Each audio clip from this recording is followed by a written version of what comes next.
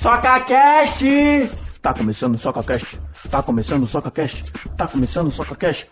O podcast da Soca Brasil.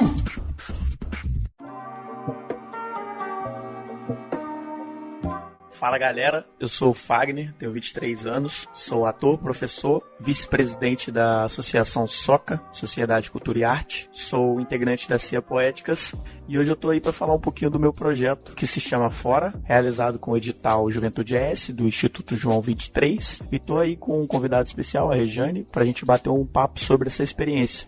O projeto em si é mostrar um pouco da realidade da rua, dos moradores de rua através da fotografia e tô aí para bater um papo com vocês sobre essa experiência. Então é isso. Boa tarde, Rejane. Se apresenta um pouquinho pra gente. Boa tarde, Fagner. Obrigada pelo convite de participar aqui do SocaCast sobre o seu projeto Fora. Eu sou a Rejane Arruda. Eu me dedico à arte contemporânea, à pesquisa da arte contemporânea e a fotografia é um dos meus focos. Além do teatro, cinema, videoarte, literatura, dramaturgia, a fotografia vem como uma espécie de norte, como uma espécie de paradigma. Eu parto de um estudo da Charlotte Cotton sobre fotografia contemporânea, onde ela apresenta algumas modalidades e a partir daí eu implementei na Companhia Poéticas, a partir desse estudo, a prática da fotografia. E a gente trabalha com uma filosofia de democratização, né, com uma ideia de que não necessariamente você precisa ter um super equipamento com uma super lente e entender tudo de velocidade e abertura de diafragma, né? O que a gente procura treinar? A gente procura treinar o olhar, né? Então a gente está com um projeto com o Júlio Gabriel de cegos fotografando, né? Partindo do princípio que esse olhar é algo que o cego também tem. Então, o que seria esse olhar e por que nos interessa esse olhar pro sujeito que mora na rua, né? E eu fiquei pensando muito a semana inteira sobre como me posicionar em relação a essa prática que nós estamos desenvolvendo, a Soca como uma parceira do Fagner no edital Juventudes. Eu estou indo para a rua com ele. Às vezes eu clico, às vezes ele clica, a gente se ajuda. Algumas vezes ele foi sozinho e fez os ensaios dele. Mas tem uma diretriz, né, um campo de investigação estético que parte desse estudo, né? E eu fiquei pensando muito que abordagem, que questões trazer, porque é uma prática que implica uma ética, que ética é essa, e o porquê da poética, né? E o que a gente fotografa, afinal de contas, e por quê, e para quê.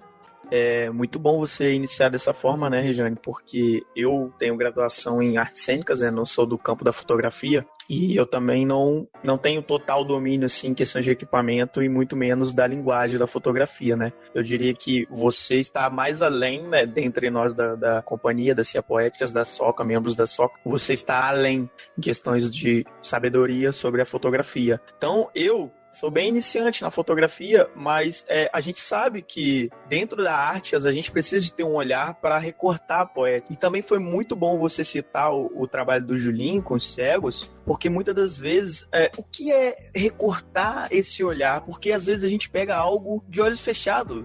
A gente acaba, às vezes, tentando enxergar muito, muito, muito e não sai. Quando a gente fecha os olhos e vai para outro caminho, a gente vai para a esquerda, o da direita aparece e surge ali a poética. Então, a gente foi pra rua, né? Você foi num encontro lá com o Jorge Luiz, até que você acabou ficando com a câmera e eu com o gravador. A gente gravou uma conversa com ele, que eu vou deixar pra vocês aqui na frente, né? E o Jorge Luiz, ele fala muito de liberdade, né? E eu fiquei pensando esses dias, até que ponto ir pra rua pra se libertar de tudo é ser livre, porque acaba que você é refém da sobrevivência, acaba que você precisa caçar na selva de pedra para sobreviver, caçar alimento. Então, até que ponto ir pra rua é ser livre? Então, você me deu um gancho que eu acho que eu vou pegar para desenvolver uma coisa aqui, né? Você falou que às vezes a gente fecha os olhos e aí que acontece.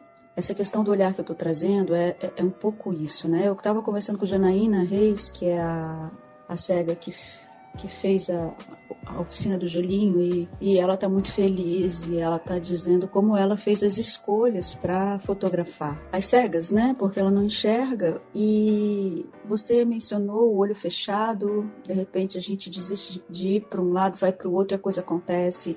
O que eu vejo aí é uma certa imprecisão, sabe? Eu vejo uma certa imprecisão como talvez um elemento chave deste fotografar que a gente está tentando pesquisar com as categorias da Coton, com essas oficinas tão particulares, né, que é de um cego estar fotografando, de a gente fotografar os moradores de rua. Eu sei que existem vários ensaios de moradores de rua, a gente pesquisou alguns. Tem um projeto lindo em São Paulo de botar a câmera na mão deles para eles fotografarem a cidade, né? Tem outras abordagens e sempre se questiona qual é a ética disso. No nosso caso, eu acho que é muito importante falar que eles autorizaram, toparam, gostaram, falaram, conversaram, se expuseram com toda a tranquilidade do mundo, sem coação, foi um convite, né, uma espécie de acolhimento. E aí, se para mim a vulnerabilidade, né, a imprecisão, ela está como um dos eixos aí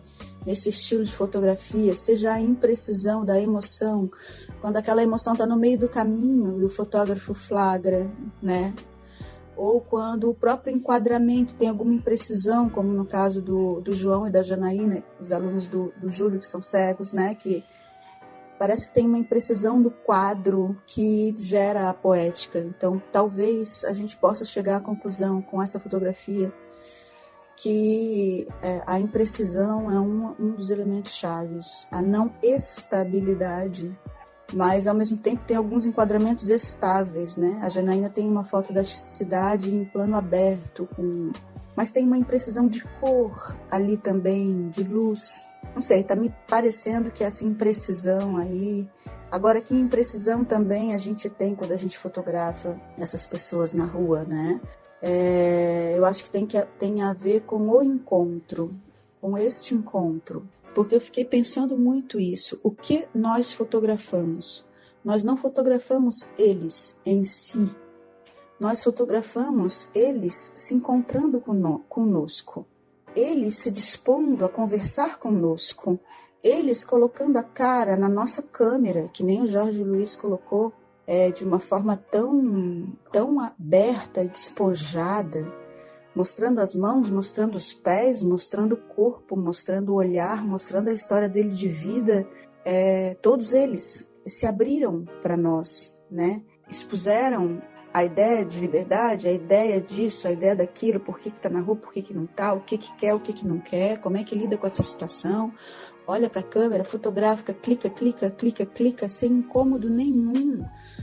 Então, foi um encontro, eu acho que nós fotografamos este encontro, e eu tinha vontade de chegar muito perto, né, de fotografar as mãos, os pés, de muito perto, o olho, de muito perto, não sei, uma pulsão de se aproximar, sim, uma pulsão de se aproximar, uma vontade de se aproximar. Se eu pudesse, eu teria dado um abraço nele, só não dei por causa da pandemia, porque eu teria dado, mesmo sujo, sabe?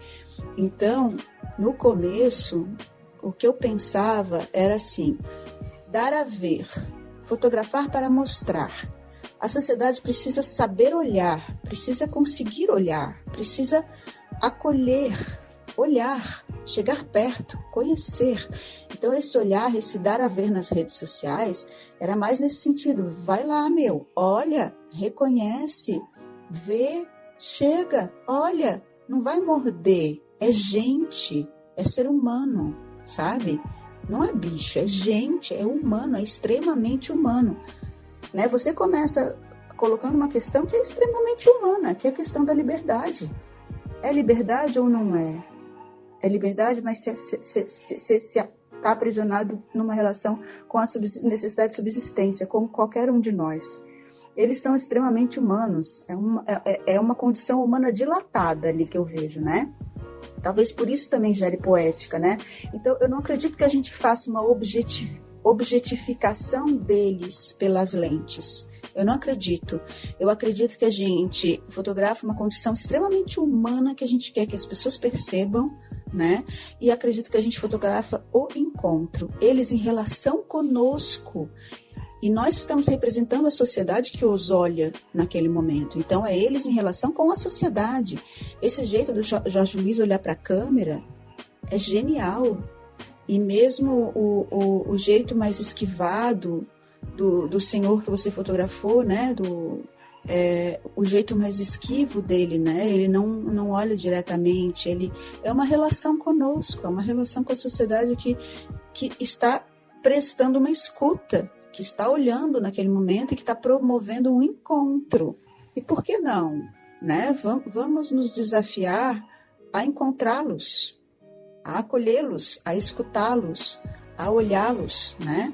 Então, eu acho sim que tem uma posição ética nossa. Não acho que eles estão objetificados como materiais de uma poética, simplesmente. Eu acho que o que a gente fotografa não é os corpos, né? Não é uma objetificação dos corpos, apesar de eu ter fotografado sim a barriga, os pés, as mãos, mas é porque elas assumem naquele momento uma representação do humano, do demasiadamente humano, né? Então acho que eu chego até a uma posição minha em relação a esse nosso trabalho que a gente está desenvolvendo. Nossa, você tocou num ponto muito bom. Nós não saímos de casa para fotografar moradores de rua. Nós saímos de casa para fotografar o encontro com essas pessoas, o nosso encontro para com eles, o nosso encontro de humano para humano. Porque eu lembro que de todas as pessoas que eu consegui fotografar, você foi em um encontro que foi com o Luiz, eu não abordei nenhum deles com a câmera na mão, eu não abordei nenhum deles pedindo eles para eu fotografar eles. Eu cheguei perguntando o nome. Eu lembro que no caso do seu Nelson, que foi logo após o seu Luiz, eu encontrei ele na rua, ele tava falando sozinho, ele tava desabafando, ele tava com um litrinho de pinga, né, que ele carrega, e ele tava desabafando numa solidão, sabe? E eu cheguei perto dele, parei minha bicicleta e perguntei, e aí, tudo bem? Ele falou, tudo bem. Aí eu falei meu nome, ele falou dele, e eu perguntei se estava tudo bem com ele, e ele já foi falando da vida dele, já foi desabafando, já foi abrindo o coração. Numa verdade, até na hora eu me perguntei, assim, quando que a gente chegou agora, acabou de se conhecer, quando que a gente chegou nesse ponto dele estar abrindo, expondo a vida dele pra mim, sendo que a gente nem se conhece, a gente nem se conhecia. Então, esse encontro que a gente teve com eles, que a gente fotografou, foi de uma verdade que, sabe, relação de humano com humano, é pra sociedade ver que são humanos. Todos estavam sujos, todos estavam assim, mas são humanos. E só depois dessa conversa toda que eu pedi para fotografar aquele encontro com o seu Nelson. E das fotografias todas que a gente tirou, tá muito presente essa questão sujeira na pele deles, né? E essa sujeira não é só sujeira, ela representa muita coisa. Ela é tipo a cicatriz de um guerreiro, que diz quanto tempo ele tá na guerra, né? Essa cicatriz diz quanto tempo esses moradores de ruas estão naquela batalha, né? E o enquadrar essa sujeira é poético, o recortar essas marcas é poético. Eu acho que reconhece, né, uma história quando a gente fotografa e enquadra, recorta e atribui valor dentro da imagem que está enquadrada no nosso olhar, né? Eu acho que existe um ato aí, existe um gesto da fotografia, mais do que do fotógrafo, da fotografia, de reconhecer essas marcas, de reconhecer essa história que está ali documentada, que está ali testemunhada por aquela sujeira, por aquelas marcas, por aquelas evidências, né? Mais do que pela fala, esses recortes dizem muito deles, né? Dizem muito dessa luta. Eu acho que é isso aí, eu acho que a gente encontrou aí um ponto de apaziguamento, porque era uma questão, por quê, para quê, né? Essa escolha, se é uma objetificação ou se é um reconhecimento. Mas tem mais do que eles, né? Esse encontro. E tem eles, e tem essas marcas que a gente reconhece. E tem o dar a ver à sociedade também, o exigir, né? O convocar um olhar, né? Um convocar as pessoas, olhem, né? Porque diz respeito a nós, né? Não é eles, é nós. né? E tudo isso junto, né? E a poética que gera, porque essas marcas são maceradas pelo tempo, né? Eu acho que aí tem uma poética também desse tempo que age nesse corpo, nesse sujeito e deixa tantas marcas e é tão complexa essa imagem e diz de nós, por isso que gera tanta poética, porque diz de nós, é demasiadamente humano, né? Eu fico feliz de estar participando, é que nem as outras pesquisas, né? O Lab Sonoridades, a fotografia com cegos, a videoperformance, a videoarte.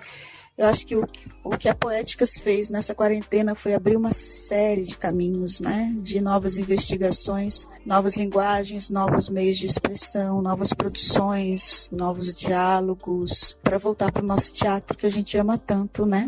Que a gente está com saudade de fazer. Então, acho que é isso. Acho que eu estou mais do que feliz de estar participando desse projeto e agradeço demais, assim, essas parcerias, né? Que têm acontecido com a gente durante a pandemia, durante esse momento tão difícil, né, que a gente está vivendo. Sim, é verdade. Eu vou soltar um trechinho da conversa que a gente teve com o seu Jorge Luiz na rua, pra gente ouvir, e depois a gente volta pra se despedir. Hoje eu sou livre. Não tô preso a ninguém. Se você estiver precisando de mim agora, eu posso te ajudar. Não tem ninguém que vai falar bem assim, não, rapaz, tô te pagando. É isso que eu queria te perguntar, o que o terror representa pra você, ser liberdade. Liberdade, porque quando vieram pra Jesus perguntou onde você mora, onde você trabalha, gente? Ele falou assim, o filho do homem não tem onde repousar a cabeça. Né? Ele vai onde que o pai mandar, ele fala que tem que fazer a vontade do pai, e a vontade do pai é resgatar todo mundo que tá perdido, né? Tá aprisionado, tá angustiado, vive sem pai. Se eu tombar aqui agora, aqui, ó, nós estamos andando aqui, se eu cair e morrer, eu vou descansar em paz, irmão. Eu não tenho preocupação nenhuma, não tenho preocupado com a minha filha, que eu sei que o Senhor vai cuidar dela. O senhor tem uma filha? Eu tenho 16 anos, ela é praticamente uma modelo. Parece que as modelos mesmo, bração, pernão, compridona, tá dando bonito. Tu tem descendência italiana? Minha avó. Minha avó é italiana e minha avó cearense. A família do meu amigo é aqui, ó, irmã. Oi, Cacá. Meu pai, você quer tomar um cafezinho? Quer tomar um café? Então ele me ajudou muito, entendeu? Eu tenho até que me pedir para ele, eu fui construtor civil. Se você me der um terreno vazio, eu entrego com a chave na porta. Você só vai precisar levar suas roupas para dentro e mantimento, né? Então, isso é família, né? Sim. E o resto eu faço, montagem de imóveis, desmonta, monta, entendeu? Parte elétrica, hidráulica, carpintaria, pintura, estrutural, telhado, PVC, qualquer coisa que você imaginar. Deus me dá a capacidade de fazer. Entendeu? Isso não porque eu tenho mérito, eu não sei o que ele me deu, né? Porque é para ajudar os outros, você me entende? Então, eu sou assim, as pessoas me criticam, como é que você caiu nessa vida? Eu estava tendo o melhor estado da minha vida, irmão. Você escolheu a liberdade. Eu tenho muito que eu quero. Se eu falar que eu vou dormir aqui nessa calçada aqui de noite, pra amanhã eu estar aqui na hora que o rapaz chegar, eu tô. Sim. Se eu quiser dormir na praia, eu durmo. E a vantagem de você, às vezes, dormir na rua é que não tem mosquito. Eles não vão dentro da casa. Ué. Entendeu? Sim. Então, poxa, se eu deito aqui pra dormir aqui, boto uma bíblia que eu sempre carrego, ou um litro daquele de negócio de desinfetante, né, quadradinho, faço de travesseiro, ou meu chinelo mesmo, eu deitei ele e botei na minha cabeça, tá bom. A Bíblia fala que Jacó pegou uma pedra e fez travesseiro, irmão. Ele não tinha nada, tava peladinho, o irmão dele tinha tomado tudo dele já. O pai dele deu o dó. Deixa eu te falar uma coisa, às vezes vem gente que quer tirar as pessoas da rua. Estar na rua é um direito. Exato. Como é que você encara isso? Na verdade, como você falou, direito, né? De que nós temos direito? Nós temos direito de fazer a vontade de Deus, né? Esse nós temos direito de ouvir a Ele. Agora, o resto da fala assim, você vai perder isso aí. Vai perder o quê, pai? Não tem nada não, cara. Eu nem nu. Quando eu nasci da barriga da minha mãe, nasci peladinho. Tudo é dela, ela conseguiu. Ela morreu. Mas não levou nada, tá lá, ó. Não tem tempo. Os meus irmãos estão precisando, Exatamente. Quando a Bíblia fala, o camarada fala assim, eu e minha casa serviremos a Deus, ele está falando em espírito. E a tua casa é o mundo, não é? A tua casa é o mundo. Na verdade é do meu pai, né? Mas ele não vai morrer até, então eu tenho parte também, né? Verdade. Eu posso ter o direito de usufruir dessa casa do pai. Exatamente. Foi isso que o filho que ficou falou. Ele falou assim, pai, esse daí foi embora, gastou tudo. Aí voltou, você dá uma festa pra ele, dá o melhor cordeiro, mas ele falou, rapaz, tudo era seu, você podia matar o cordeiro que você quisesse, irmão. Você quer pegar aquilo, pode pegar, é seu. Você não precisa pedir papai, não. E Luiz, entendeu? hoje você, nessa fase da vida, você acha que você tem tudo que você tem, que você conquistou? Como é que você vê Eu isso? tenho tudo que eu conquistei. Eu conquistei uma paz enorme no coração, irmão. E isso é gratificante. Nossa, a sua graça me basta, a Bíblia fala. É só de você ter a graça de Deus sobre a sua vida. É uma abnegação. Você sabe que não é dos crentes. Olha só, você fazer um compromisso com Deus é uma coisa. Você pode falar que ele não fala para assim, observa a vida do seu irmão ali, ó, vê como é que ele é. Ele não fala assim. Sabe o que Jesus fala, meu irmão? Ele fala bem assim, ó, observai os pássaros, observai os lírios do campo, observai a formiga, observai a galinha, ela protege seus filhinhos.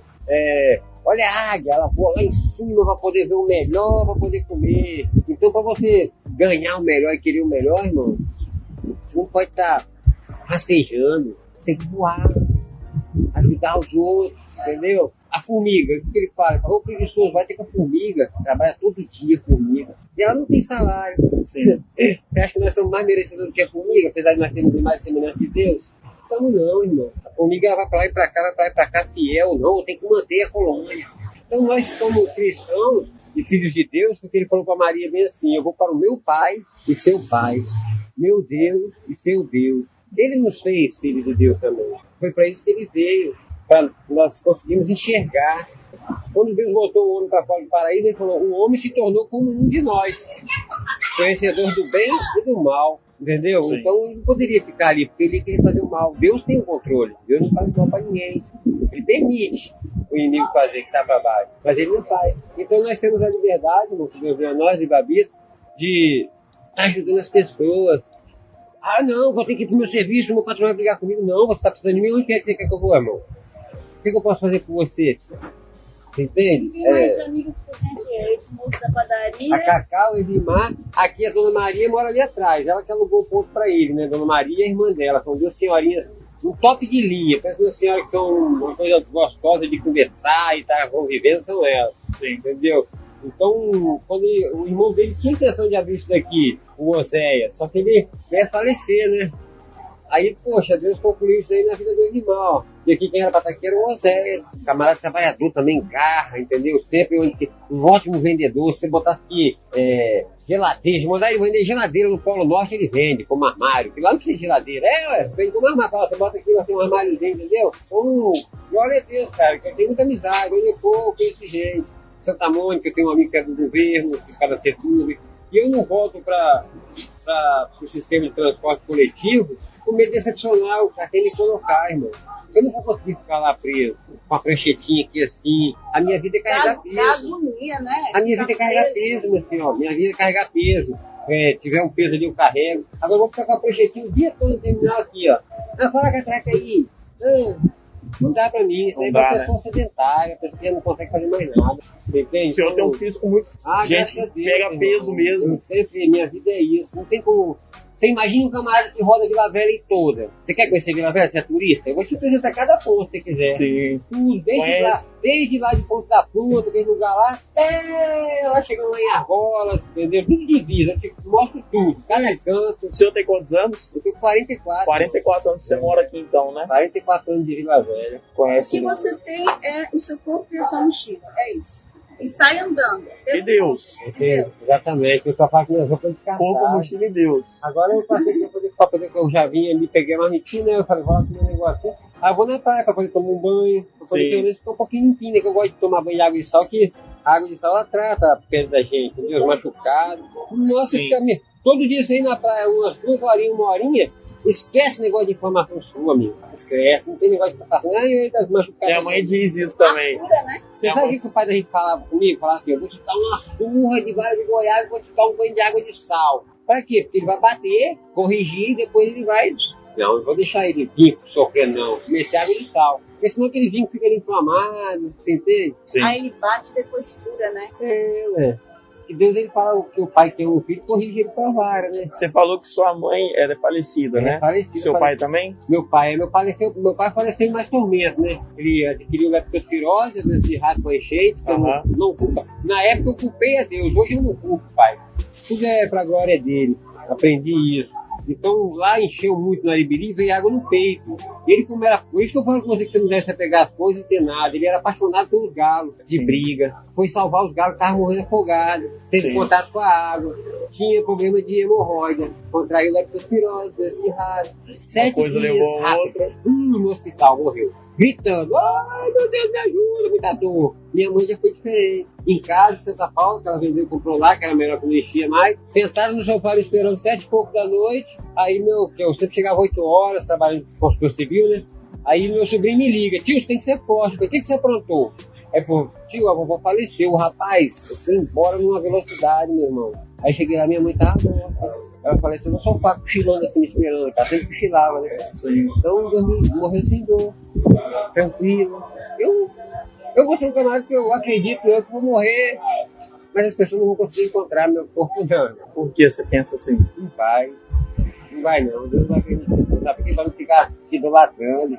Carrega aqui, carrega ali, igual carregou os ossos de Israel. Pra que carregar ossos de Israel? Se eu posso carregar um Deus que é comigo, que me criou tudo, aqui, ó, e aqui no meu coração. Tu sente a presença?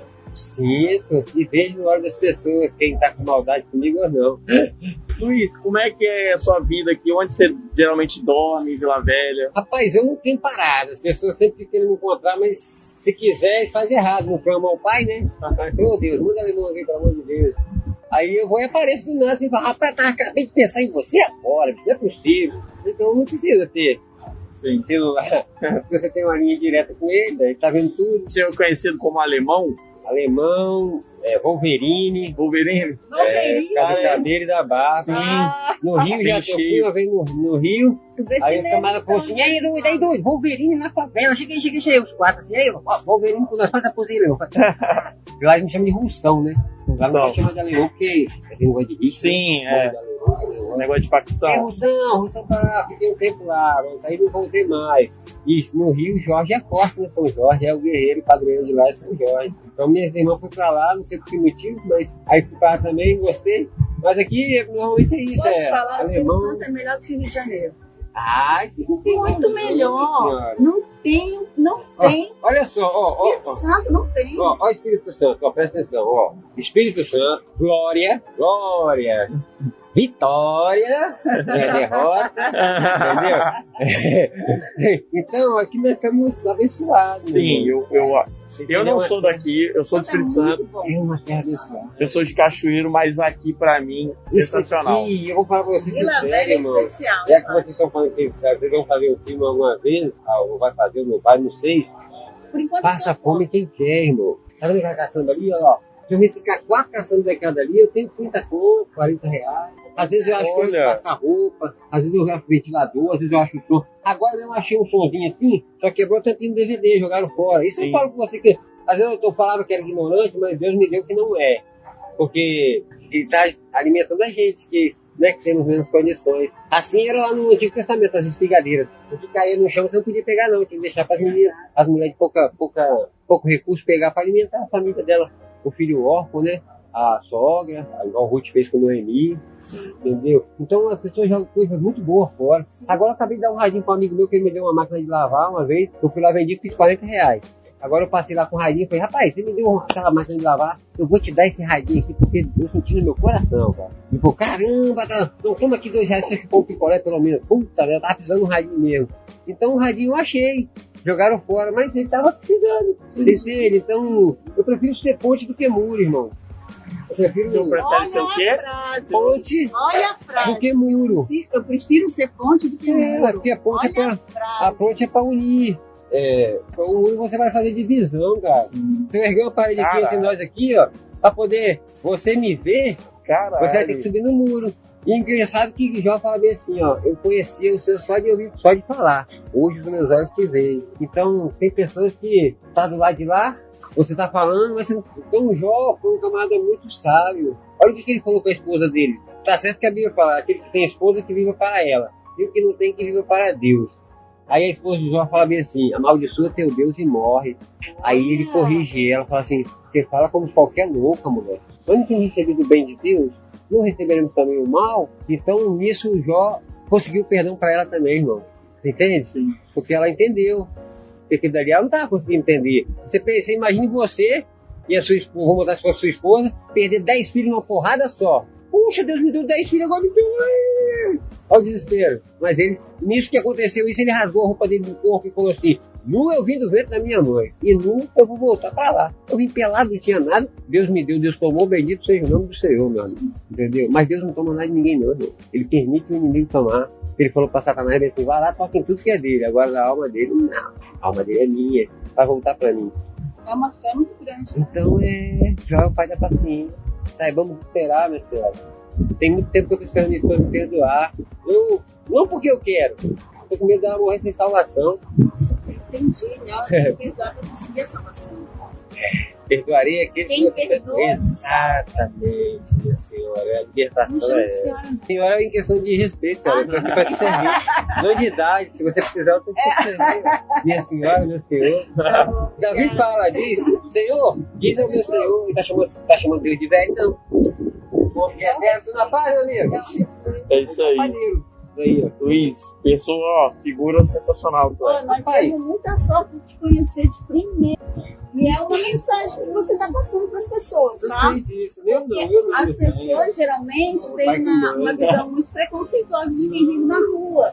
E você passa uma sabedoria muito grande. Muito grande. Então nós estamos muito gratos, tá bom? Muito gratos. Desejamos muita Já que vocês estão gravando, eu queria agradecer muito as pessoas de bom coração, né, que nas padarias me dão pão, me dão café de manhã cedo quando eu acordo. Eu sempre falo, você me dá um cafezinho, um pãozinho? Então, eu gostaria de agradecer as pessoas que me servem. Tem lugar que fala, pode passar a pegar marmita todo dia. Restaurante. Aquele restaurante lá do lado da UBB. Ali tem outros lugares que eu... quer ir lá conversar com ele. Tem outros lugares que eu pego, em Capuaba, Novo México, Vila Velha. Qualquer lugar que você imaginar, assim, irmão, se eu for, eu não me deixo com fome, não. Já chegaram a gritar lá na terceira andar assim, você já almoçou? Aqui não, senhora. Que eu vou descer mais aqui pra você. É a essência da vida, né? É a essência da vida. É a essência da relação humana, a solidariedade. Como é que você não consegue assumir assim, meu? Vai tomar um banho. Eu em frente à padaria, minha senhora, assim, esperando um cafezinho. O homem passou e falou assim, amigo, você quer tomar... Vem cá, toma um café com leite, um pouco de mortandela. Rapaz, eu não sou evangélico, não. Mas eu consegui viver sem você. Pelo jeito que estava aí assim, amanhã mesmo eu vou procurar uma igreja. Eu não falei nada com o cara, não, minha senhora. Ele conseguiu enxergar, é isso que eu falei assim. Tem os olhos muito bonitos. Sim, um brilho no olhar muito bonito. É herança da minha mãe. Eu gostaria que as pessoas conseguissem enxergar aqui dentro. A gente está enxergando. Eu sou assim alegre, tenho tudo, mas eu tenho sapato muito grande da minha esposa. Ela não aceita a sua esposa. Ela não consegue perdoar, ela é evangélica mais tempo que eu, minha senhora. Ela não conseguiu enxergar Deus aí, até hoje. Porque quando Deus uniu a gente, Ele não uniu a carne. Ele uniu nós em espírito. Eu fui fiel, fui. É que deve ser difícil. Mas depois que ela me botou pra fora de casa, eu não cometi mais o mesmo erro. Hoje em dia, já tem muito tempo que eu não conheço uma mulher. Não tenho uma relação. A mim não quero, não sinto vontade. Agora, se ela me perdoar, aí eu quero fazer o que ela quer fazer, o que ela gosta. Então. Cada um tem seu tempo. Compreenda, né? Não, a minha esperança é essa. Mais por ela, não por mim. Se eu descansar, eu sei que o amor da minha filha eu levo, eu sei que o amor do meu pai eu levo. Entende? E o dela? Ela vai viver amargurada? Poxa, em dia, eu não consigo pedir perdão. Porque depois que a pessoa não consigo perdoar, né? Tem um filme A Prova de Fogo, pega e assiste. Coisa linda. Você vai ver o que é você perdoar e não esquentar, porque a pessoa que ela fala assim, rapaz, ela não tá vivendo a vida dela, vai viver a sua, papai, rapaz. Somos todos ela é ela, e eu sou eu tenho meu compromisso. Sabe me perdoar hoje? Hoje eu saio da rua, eu vou viver pra ela, porém ouvindo ao meu Deus. Vou fazer tudo que ela gosta. E ela vive onde? Aqui em Vila Velha? Tá aí. A minha filha, se vocês quiserem conhecer e tiver... Minha filha que eu falo assim, né? Por Deus que me deu, vai contar pra ele, mas... geração minha, segmento, né? A única filha que eu tenho vai dar segmento à minha geração, que é adorador de Deus. Ela congrega lá na Igreja Batista da Taíde, na Estrada Velha, lá em cima. Aí você chega lá e pergunta o quê? A Taíde deixa eu ver, Ibis.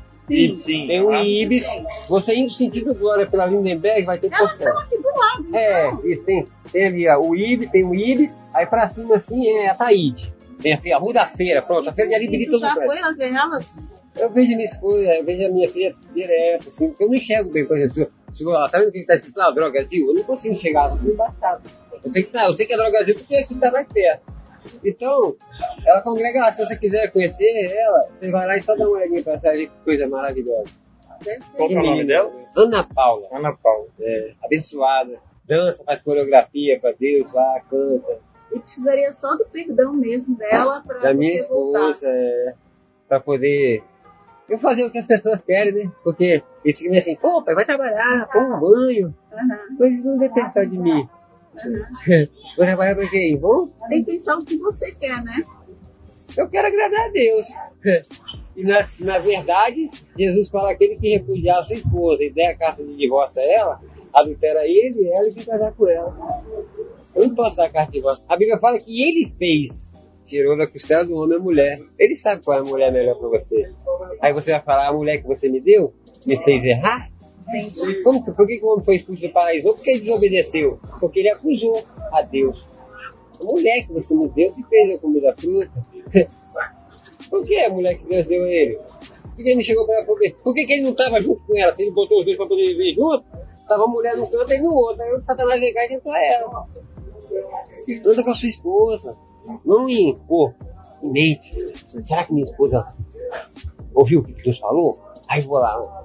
Chegava lá, pegava Satanás tentando ela na surpresa. Falei, rapaz, sai fora, basta daí. O pai falou pra gente não comer isso aí não, porque eles vão morrer.